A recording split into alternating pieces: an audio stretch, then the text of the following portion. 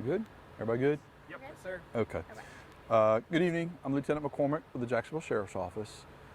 Tonight at about 5:06 p.m., officers were dispatched to a reported shooting right over here on Merrill Road at 295. When the officers arrived, they discovered a white male who had been shot at least one time. According to the initial investigation and witnesses at the scene, we're still obviously working through all this now, but it appears that this was part of a road rage incident that had led up to a shooting. And that shooting was then followed by a vehicle crash where both vehicles were disabled.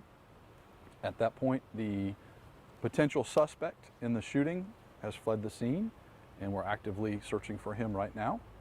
The victim was transported to the hospital with what we believe to be non-life-threatening injuries at this point. Obviously, the investigation is very early. We're still trying to put all the details together and collect all the evidence we can, and of course actively tracking what we hope will result in the apprehension of the suspect. And then the victim was in that blue Ford Focus car that had the, right? He was in the blue car? I believe so. And then the car that he got in a crash with was the suspect? Yes, ma'am. And Were then he those fled on. the only two cars involved? Those are the only two cars we believe involved right now. And he fled on foot? The suspect fled on foot, yes, ma'am. Is there any reason to believe that he's this suspect is dangerous in any way? And do you have any description? Well, the description is a little vague right now. I don't want to jump to any conclusions or put any inaccurate information out. He's a black male, late 20s, possibly early 30s right now. As far as danger to the immediate public, we hope not, but obviously he's demonstrated he's got some violent tendencies and is not afraid to escalate to the use of deadly force with a firearm. Did you mention the age of the victim, sir? The victim's going to be in his mid-30s, white male in his mid-30s. I mean, just any idea kind of what caused all of this? You know, I don't. We're still working through all that. Obviously, the detectives have just gotten on scene. They're interviewing the victim at the hospital, so we hope that we'll get more information as this unfolds. But everything's really still fluid right now. Everything I know of at this point indicates that there was some sort of incident involving the vehicles and road rage that escalated and culminated in the shooting here at this scene. Officer, is there any reason for people in the neighborhood to be concerned? Well, right now, as we're searching the area, I would just encourage everybody that may have, they can hear the helicopter overhead or see police officers, just shelter in place. Use, caution. We don't have any information that says everybody's in immediate harm or, the violence will continue or anything like that. But at this point, while the active search is going on, we'd prefer everybody just kind of stay in their houses that's in this immediate area. Was there anybody else in either vehicle? Indications are no. That we know of, these were the only two occupying, one each in each vehicle. And no other vehicles were hit or clipped or anything in the crash? No, thankfully, we don't know of any other bullet strikes. We don't know of any other vehicles that were involved in the crash.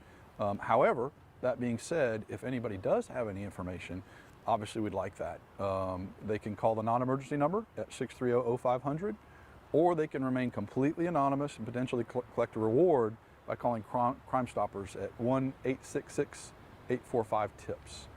What should people know about road rage?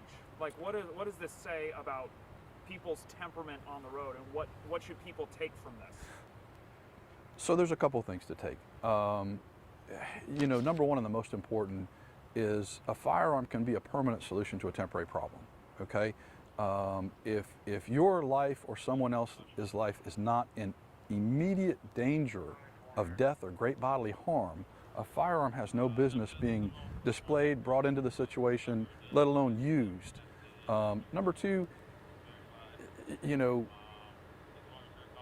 people frequently will kind of overreact to things, whether someone is not paying attention because they were on the phone or distracted or whatever, and they cut you off, or they didn't give you enough room, or they pull out in front of you.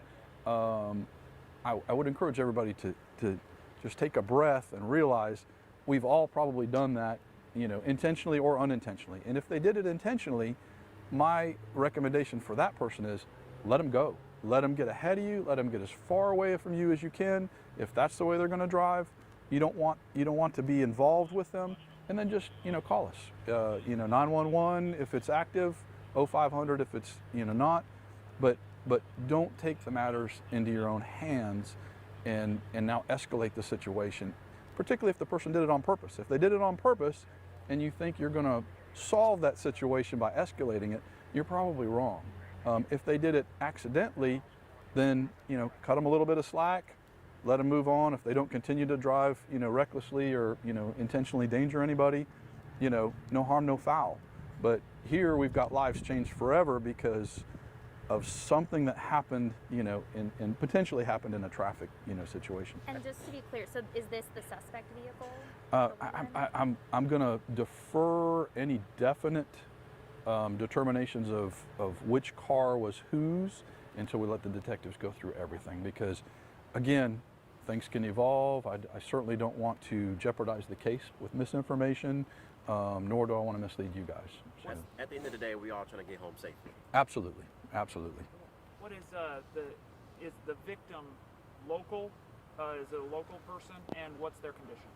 So, I don't have the answer to local or not. I do know that the condition right now is non-life threatening. So. Do we have a history of road rage problems here in the Jacksonville area? Well, I don't know that we have a history per se. I'm not sure what history would be defined as, but I think all of us have driven and all of us have experienced, people, especially in traffic, 5 o'clock traffic, short-tempered.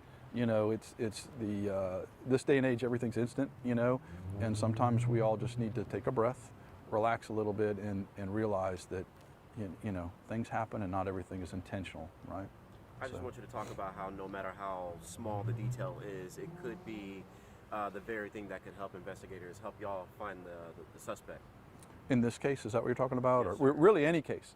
Anytime, the police are only as good as the community we work with. In other words, unless I happen to view it as a police officer, I'm reliant on the community to help me. And I'm a part of the community. So there needs to be that communication flow and that two-way relationship so that we do have everybody helping to police their community, okay? I'm just, assigned and paid to do that as our officers. We don't want the community taking it into their own hands. We get paid to do the dangerous stuff and take the risk, but we definitely need their input.